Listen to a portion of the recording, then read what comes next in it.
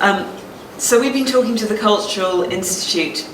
Actually, this is so this is just a slide of our website, which shows one way in which we use digital, which is just in terms of like a sort of content blog on the site. 네, 여기 화면에서 보시는 것은 이제 웹사이트의 슬라이드인데요. 디지털 경험이라든지 그 일종의 화면, 연극의 화면 같은 것을 담아주고 있습니다. So we've been talking to the Cultural Institute at King's about collaborating on a project that would explore the relationship between the digital experience and the live event.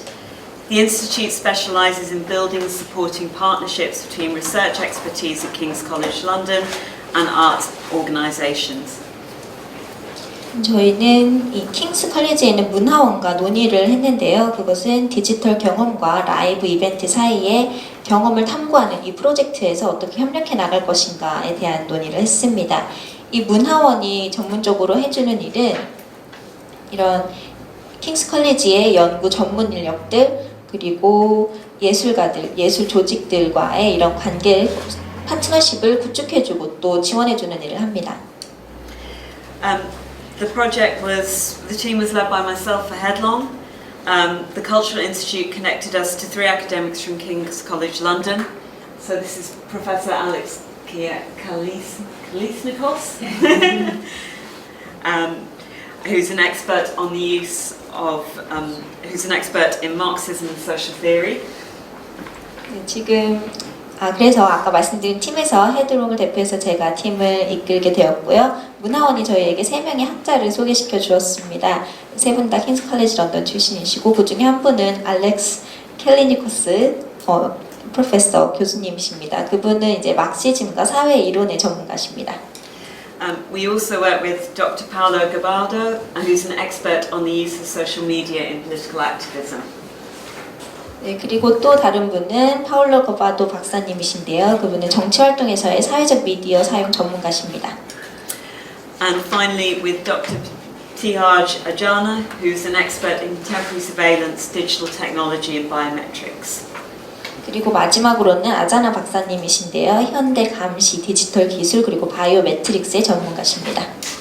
Alongside these experts, we worked on the creative and technical side with Michael, who's here, and with Angelo Pestaris from the London-based design studio MA. 그래서 이런 전문가들과 함께 작업을 했고요. 그와 동시에 이 자리에도 계신 마이클 씨와 함께 프로젝트의 창의적인 그리고 기술적인 측면에서 협력을 진행했습니다. 또한 함께 하셨던 분은 런던에 있는 디자인 스튜디오인 MA의 안젤로 페스타스 씨도 함께 했습니다. The digital double app was born out of a set of 3 simple questions about the contemporary relevance of Orwell's 1984. So the first question was, people often refer to the idea that we're living in 1984, but to what extent is that a valid observation about contemporary society? The second question was, if Big Brother is always watching, how is he watching us now? And the final question was, and to what end is he watching us? 1984 디지털 더블 앱을 만들 때 3가지 기본적인 질문에서 시작했다고 할 수 있습니다. 오웰의 1984와 현대와의 관계에 대한 질문인데요. 첫 번째는 사람들이 보통 1984년에 살고 있는 것 같다는 이야기를 하곤 하는데요. 이것이 현대 사회를 얼마나 잘 관찰한 결과인지, 또 두 번째로는 빅브라더가 만약에 우리를 계속 감시하고 있다면 어떻게 지금 우리를 감시하고 있는지, 세 번째로는 그 감시의 목적은 무엇인가 였습니다. So we started work on the project back in February 2013, so that's 4 months before the Snowden revelations. At the time, there was some obvious answers that came to mind about the answers to the first question, such as and the second question, such as CCTV cameras or biometrics. Headlong's theatrical work aims to enable people to see something differently. So, like the old Apple slogan, "Think Different," would describe the company's attitude very well. So there was a need for the digital experience, like our theatre events, to question the user's assumptions about the world and to turn them on their heads. 이 프로젝트에 대한 작업은 2013년 2월에 시작이 되었습니다. 이것은 스노든의 폭로가 있기 4달 전인데요. 그와 동시에 이런 질문에 대해 분명해 보이는 답, 특히 첫 번째 질문에 대한 답들이 저희 머릿속에 떠올랐습니다. 예를 들면 CCTV나 카메라 그리고 바이오매트릭스 같은 것입니다. 헤드롱이 연극 작품이 목표로 하는 것은 사람들로 하여금 뭔가를 새롭게 바라보도록 하는 것입니다. 마치 과거의 애플 슬로건 다르게 생각하라, 이것이 이 헤드롱 극단의 태도를 가장 잘 표현한다고 말할 수도 있겠습니다. 그래서 저희의 연극과 마찬가지로 디지털 경험이 사용자들이 이 세상에 대해서 갖는 가정에 대해 의문을 제기해보고 그것을 완전히 뒤집어 보도록 해야 할 필요가 있었습니다. None of the obvious answers to the questions we set ourselves seemed to do that. The main problem was that all the obvious solutions were posited on the premise that somewhere there was an identifiable figure or group of figures who held power over us and were watching us in order to punish us harshly if we broke any of their rules. So not only did these answers seem obvious, they fundamentally misunderstood the ways in which power operates in late capitalist societies such as the UK. 그렇지만 이렇게 분명해 보이는 답들, 질문에 대한 답은 이런 가정을 뒤집어 볼 수 있는 가능성을 제기해주지 못했습니다. 주요 문제는 이렇게 분명해 보이는 해결책에는 전제가 깔려 있는데요. 바로 어딘가에 누구나 알아볼 수 있는 인물 혹은 여러 인물들이 우리 위에 힘으로 군림을 하고 있고 또 규칙을 어겼을 경우에는 우리를 엄하게 벌하기 위해서 우리를 감시하고 있다는 전제였습니다. 그래서 이러한 대답들은 분명해 보이긴 했지만 기본적으로는 현대 최근의 자본주의 사회, 예를 들면 영국과 같은 사회에서 힘이 작용하는 방법을 근본적으로 잘못 이해하고 있다고 할 수 있습니다. So Professor Alex Kalisnikos provided us with some useful insights into the relationship between the original social context of Orwell's novel and contemporary society. So I'm just going to show him a little clip of him talking about that. 네, 그래서 지금 보여드릴 동영상은 알렉스 캘리니코스 교수님이신데요. 본래의 이런 오해 소설에 담겨있는 사회적 맥락과 현대 사회에서의 관계에 대해서 말씀을 해주시겠습니다.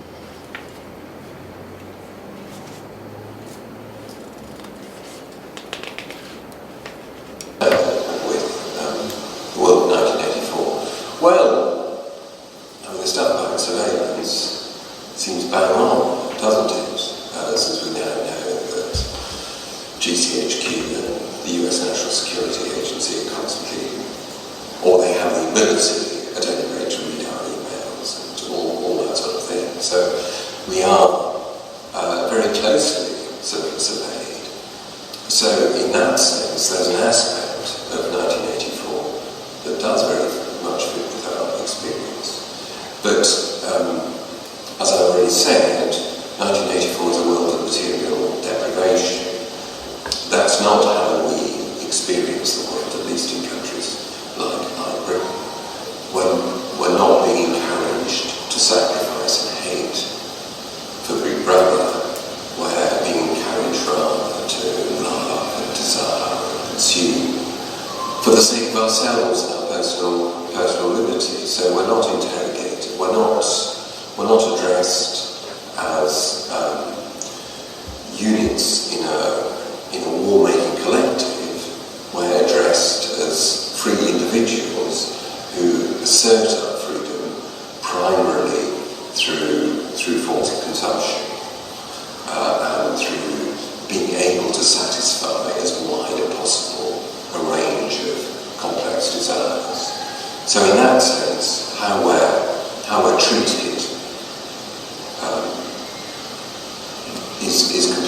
is completely different. I think that's as much a form of power as anything that Orwell discusses. Arguably it's much more effective, if we're being encouraged to have a good time, to fulfill ourselves through the pursuit of our personal desires. This sounds like a much nicer world than the world of 1984. Yeah, that's true. In very obvious respects, it is. Not being regimented and not being materially deprived in the way in which people in 1984 are. That's good. There's still questions that I think would be important to all. What you have in 1984 is the repression of any kind of individual aspiration or personality and so on.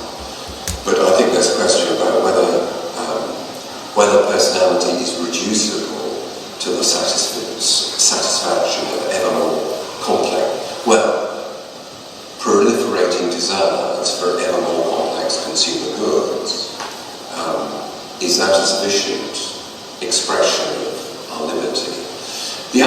was missing both in 1984 and I think in our own.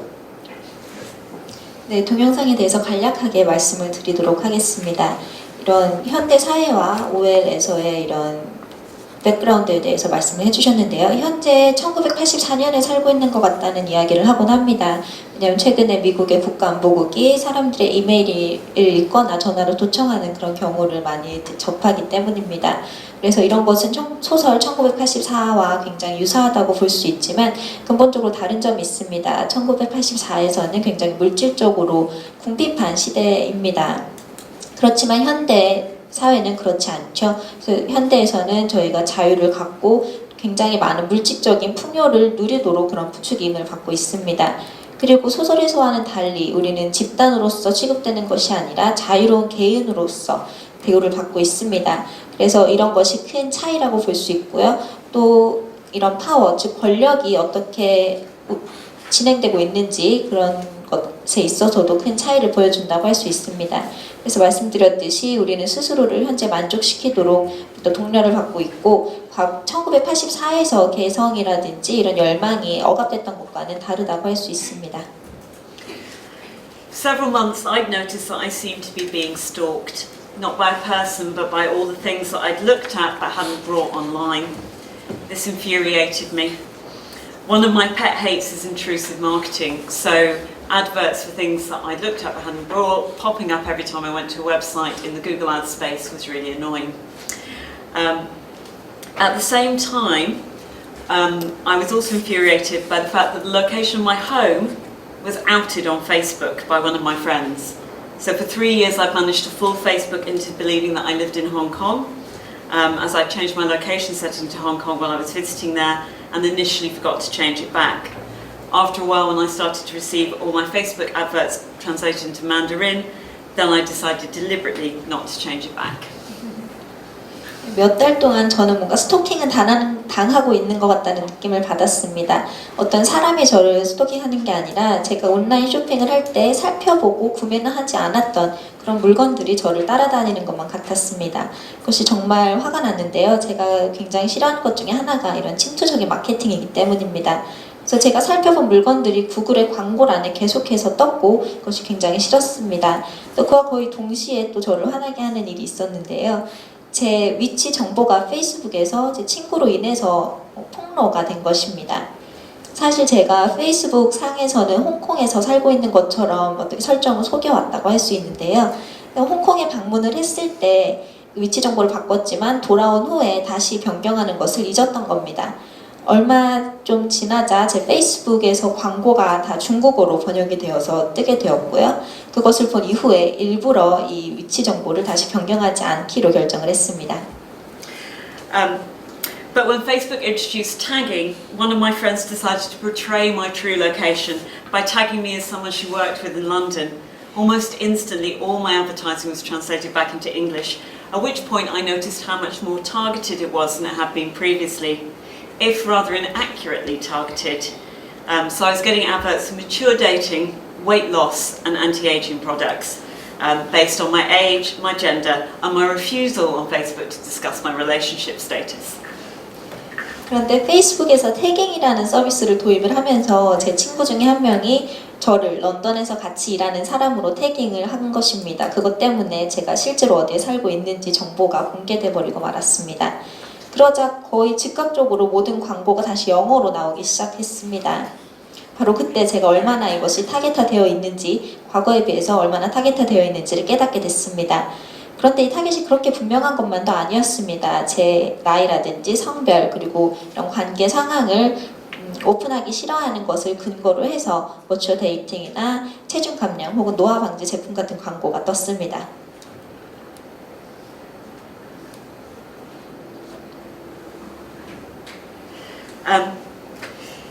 So this set us thinking about social media and the way that the information that we volunteer online, whether it's accurate or gives an accurate or inaccurate picture of us, could be being used by other people beyond the people who we're intending that information to go to, so our friends. 그래서 저희가 이런 점을 통해서 생각할 수 있는 것은 소셜미디어에 저희가 올리는 저희에 대한 정보가 정확한지 또 정확하지 않은지 이것을 실제 우리 모습을 얼마나 정확하게 잘 표현하는지에 대해서 생각을 하게 됩니다. 그래서 다른 사람들이 이런 정확한 혹은 정확하지 않은 정보를 사용할 가능성이 있는 것이죠. So Paolo Gabaldo introduces to the idea of surveillance as opposed to surveillance, the idea that there's no need for surveillance anymore as we all constantly report on our own thoughts and activities and those of the people close to us. 파울로 골바우도 씨께서는 surveillance, 즉 감시에 반대되는 surveillance, 역감시라는 아이디어를 소개를 해주었습니다. 그에 따르면 저희는 더 이상 감시가 필요 없는데 왜냐하면 우리가 스스로 저희의 생각이라든지 행동 그리고 우리에게 가까운 사람들까지도 끊임없이 보고를 하기 때문이죠. So this is Paolo talking a little bit about surveillance and the relevance of 1984 to social media. 그래서 역감시 그리고 소셜미디어와 관련한 1984와의 관련성에 대한 비디오를 보여드리겠습니다. Collective. It is interesting to look back at 1984 and to ask ourselves, is the social media world we are currently experiencing similar to the one that Orwell described in his book? When we ask ourselves that question, I think we see that on the one hand, yes, there are many similarities between the world we are living in and the world predicted by Orwell. For one thing, we live in a world in which we are constantly being monitored, in which data produced by our interactions is archived and stored. We live in a world of connection in which many of our actions, many of our decisions leave a trace. And this confirms much of the predictions of Orwell in seeing this future world as a world of control, as a world based on constant monitoring, in which individuals, even the most private moments, would be scrutinized, would be recorded, would be subject to surveillance of some sort. But if we look more in depth at how this social media world operates, we see that there are also many aspects that go against the grain of Orwell's predictions about the future. This is because Orwell thought of a world in which people were subject to surveillance exercised by state power, by an authoritarian state that would constantly control people's behaviors, regardless of people's intentions or desire to be controlled. What we see instead now is a situation in which the opposite is happening actually, where people are proactively subjecting themselves to control, to monitoring, where people are proactively recording and archiving their life experiences, their tastes, their desires, in such a way that they can be used by power structures. We live in a world in which, as someone said, we are performing our lives, we are broadcasting our lives to the public being our friends, our acquaintances, our Facebook friends, performing sort of solitary personal shows that are often very narcissistic and egotistical. This situation has very important consequences for activism. Once upon a time, if you wanted to gather information about dangerous political activity, you had to torture someone. Tell me who your friends are. Tell me who your contacts are. Tell me what you did yesterday. Nowadays, you just need to open the person's Facebook profile page, and you'll find everything you need. You'll find who her friends are.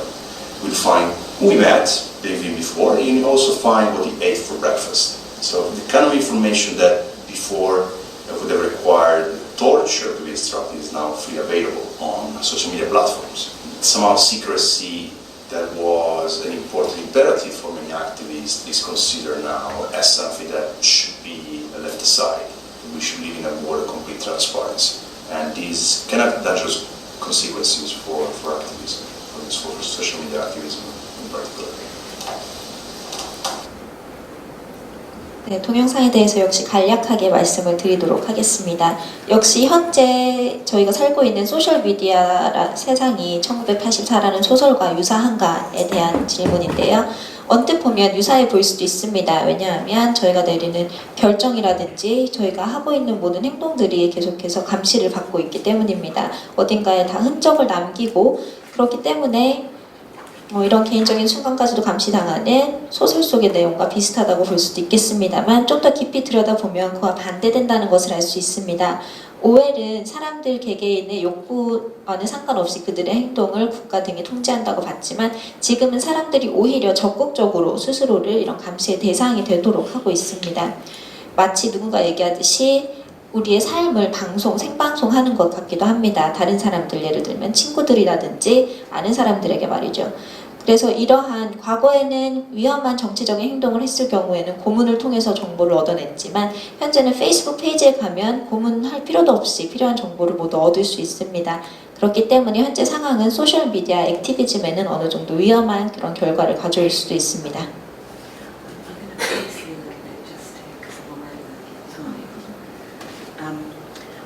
Okay, and the final academic, T.R. Jajana, introduces us to the idea of the digital double. So the digital double is our online identity. So our double that's purely made out of the information that we put about ourselves online and which may or may not actually reflect our real world selves. 그래서 이제 다음 분, 아까 말씀드렸던 분 중에 마지막 분인데요. 아자나 박사님이십니다. 이분은 디지털 더블이라는 것을 아이디어를 제시를 하셨는데 이는 온라인 상에 존재하면은 우리의 정체성이라고 할 수 있습니다. So in the end we decided to make an app that would give the user a glimpse of what their digital double might be. So to summarize some of the information about them online, that would also give them lots of information about how and why their online digital double might be being tracked, and would also give them some information about how to remove information off the internet that you didn't want to be forming part of your online identity. So giving you the ability to change that online identity or remove it completely. 그래서 이런 디지털 앱을 통해서 저희는 사람들에게 본인의 이런 디지털 더블, 온라인상의 정체성을 어떻게 추적해 볼 수 있는지, 그리고 그런 것을 원하지 않는 경우에는 어떻게 그것을 삭제할 수 있는지에 대한 정보를 제공을 해줍니다. 그래서 어떻게 이런 온라인상에 대한 정보와 우리 아이덴티티를 바꾸고 컨트롤할 수 있는지를 제공해 주고자 합니다. Okay, so this is the app. It's a web browser app, not an iOS app. So it runs in Chrome, Safari, or Firefox browser, which means it works on a PC, but it also works on an Android phone and on an Apple phone. 그래서 이것이 이제 앱을 보여드리겠는데요. 웹 브라우저 앱입니다. 그래서 크롬이나 사파리, 파이어폭스 브라우저에서 구동이 되고요. 다시 말해서 컴퓨터에서 사용을 할 수가 있고 iOS, 아이폰이라든지 안드로이드를 통해서 스마트폰으로도 사용할 수 있습니다. So the first page of the app asks you some questions about your use of the internet. And the information you give here, so here's my name, my email address. The information that you give here affects the answers that you receive to questions at the end of the app. 그래서 첫 번째 섹션을 앱에 보면 몇 가지 질문을 던집니다. 인터넷 사용에 대한 질문인데 이름이라든지 이메일 같은 것을 물어봅니다. 그래서 여러분께서 이 질문에 대답을 하시면 이 앱에서 어떤 정보를 받게 되시는지가 결정됩니다. So here I've ticked to use a smartphone and I've ticked that I've got geolocation on. So I get an answer in the sort of information about my internet use that takes into account my choices that I've made. So here I've got smartphone usage with geolocation. 네, 그래서 여기 제가 핸드폰에서 지리적 위치를 사용을 하기로 결정을 하게 되면 그와 관련된 정보가 뜨게 되는 것입니다. 그래서 제가 디지털 더블 상에서 만드는 선택에 따라서 받게 되는 정보가 달라지는 것이죠. If, however, I'd made a different choice, if I clicked to use a smartphone, but no, I don't have geolocation turned on, then I received a different answer. So the previous answer sort of highlights the security problems with having geolocation on. This answer actually tells you some stuff that you lose out on if you don't have geolocation on.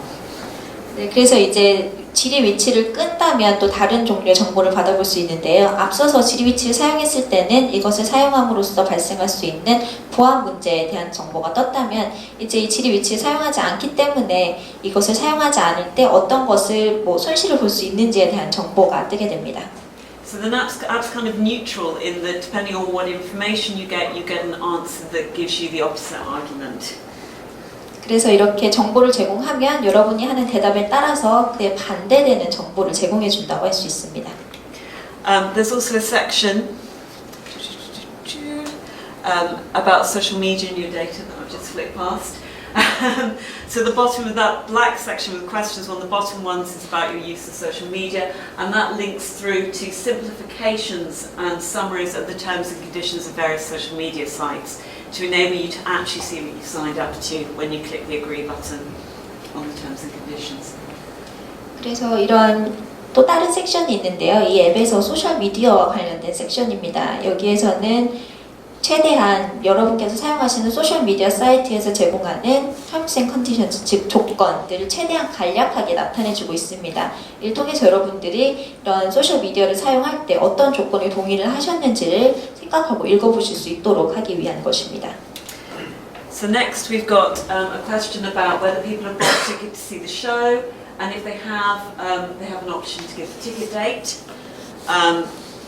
There's also a request that I've put on there for their mobile phone number. Both of those relate to things we do in conjunction with a live event, so they have an effect if you then go and see the show. So I'll come to those later.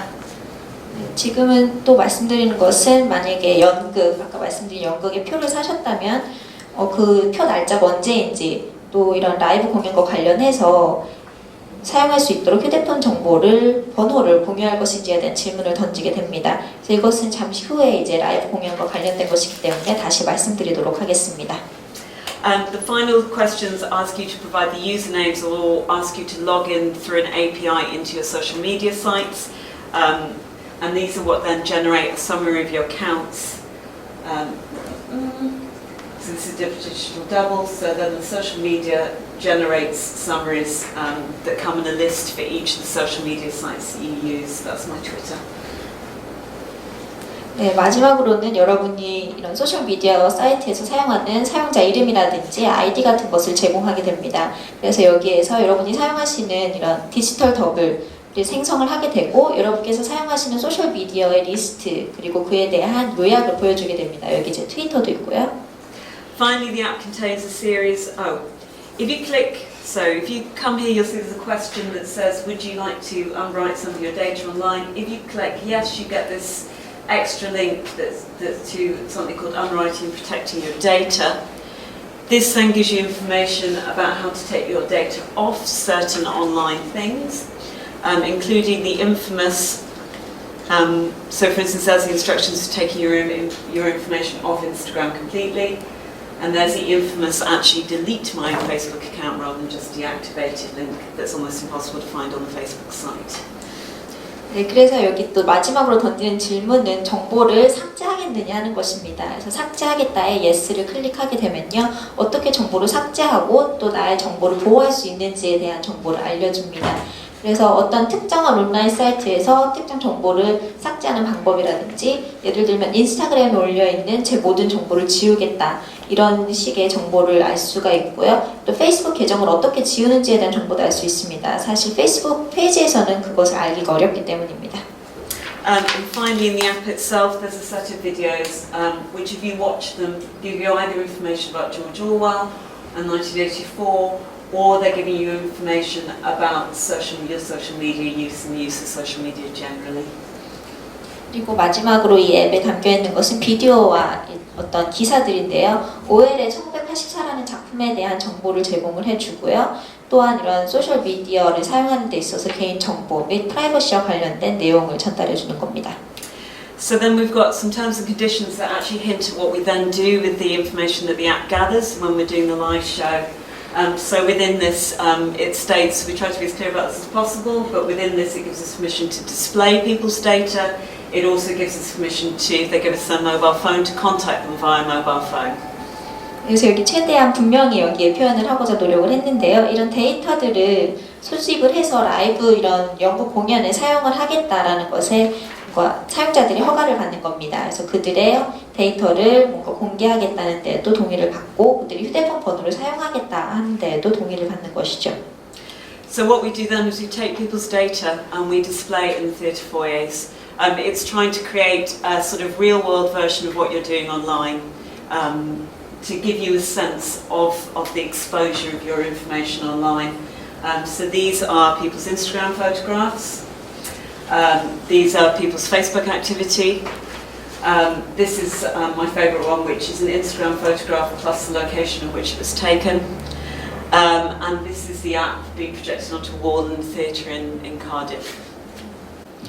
네. 그래서 저희가 한 일은 이런 정보를 받아서 이런 극장의 홀에 그것을 상영을 했습니다. 그래서 온라인에서의 활동을 실제 세계로 연결시키려는 그런 노력이었습니다. 그래서 여러분께서 그때 그 당시에 사용자들이 이런 온라인 정보가 어떻게 노출되는지에 대한 아이디어를 얻으셨으면 하는 바람이었는데요. 지금 보여드렸던 것 중에는 인스타그램 사진들도 있고요. 페이스북 활동들도 이렇게 보여드렸습니다. 제가 굉장히 좋아하는 것 중에 하나가 인스타그램의 사진과 그 사진에 찍힌 위치, 지도가 함께 있는 그런 사진도 있었고요. 그래서 이런 모든 정보들을 모아다가 극장의 이런 벽에 상영을 했습니다. If they give us some mobile phone numbers, they receive texts before the show from Big Brother, such as they have been watched. And then after the show, about 45 minutes after the show, we ring them and play The Oranges and Lemon tune down their phone. 네, 그래서 이 휴대폰 번호를 제공한 경우에는 공연이 시작되기 전에 이 관객들에게 문자를 보냈습니다. 빅브라더가 보낸 것이었는데요. 여러분은 감시당하고 있다 이런 내용이었고요. 또 공연이 끝난 후에는 처음에 트레일러에서 들으셨던 오렌지와 레몬이라는 노래를 틀어주는 그런 전화를 관객들에게 걸었습니다. So I'm just going to sort of summarise by saying that sort of what was really lovely about the responses to this was that we had a lot of fear from the theatre about showing people's live data because they felt people would be offended, but actually what we've discovered is that most people are excited to see themselves projected onto a theatre wall, to the point where some people are actually putting themselves on the app when they're in the theatre in order to see their photos on the wall. 그래서 이런 작업을 했을 때 굉장히 흥미로웠던 것은 사람들의 반응이었습니다. 이런 실시간으로 데이터를 상영을 하게 되면 사람들이 기분 나빠할 것이다 라고 생각을 했는데요. 오히려 그것을 벽에 비춰진 그들의 정보를 보고 흥미롭고 또 재밌게 생각하는 사람들이 많았고 또 벽에 비춰진 그런 것들을 또 사진을 찍는 사람들도 있었습니다. And this maybe just in conclusion says something to us about the ways in which our sense of privacy is changing thanks to our use of technology. And if you have time and you want to find out more about that, because I haven't got time to talk about it now, there's a video about privacy in which Tihar Jana talks about the way in which that's changed. 그래서 이런 결론을 내릴 수 있을 것 같습니다. 저희가 기술을 사용을 하면서 프라이버시에 대한 저희의 생각이 바뀌었습니다. 그래서 지금은 시간이 모자라서 이에 대해서 더 말씀을 드리지 못하고 동영상을 하나 보여드리지 못했는데요. 다른 분, 아자나 씨께서 이런 프라이버시에 대한 생각의 변화에 대한 말씀을 해주셨는데 그 동영상을 보실 기회가 있었으면 좋겠습니다.